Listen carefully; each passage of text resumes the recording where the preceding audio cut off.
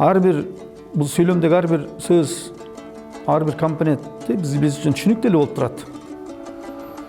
Мүмкүн бул жердеги мындай көпчүлүк үчүн, айрыкча жаштар үчүн түшүнүксүз сөз кыйыр болуп калышы мүмкүн да. Бирок ал деле көркөм чыгармаларда учурап эле жүрөт. Айтабыз мисалы мына учу кыйры жок деп айтып калабыз. Бул деген мисалы эме деген мааниде, чек ара, чек деген мааниде колдонулат да ушул сөз, кыйыр деген сөз. Туулган жердин топурагы алтын деп айтылгандай, байыртан ар бир эл өзүнүн бүтүндүгү үчүн күрөшүп, жеринин бир карыш аралыгын башка элге бербей коргоп сактап келген.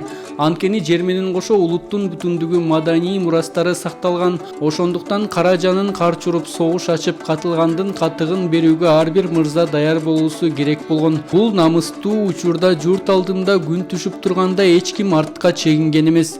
Бирок ар элдин кемеңгер акылмандары согуш ачуу тартибин, моюн сунуу же коргонуу эрежесин адилеттүүлүк менен ойлоп чыккан. Ошондой чечимдердин бири бул нейтралдуу талаа, ал эч бир элге тийиштүү эмес, конуш элдердин ортосундагы чектешкен жер. Ошондуктан бул жерде достук келишимдери кабыл алынып же эки эл чукул аракеттерге барган. Бул жер кыйыр же болбосо чек ара деген маанини билдирет. Аталган макалда дал ошол мекен кыйырындагы жердин ыйыктыгы жөнүндө сөз болууда.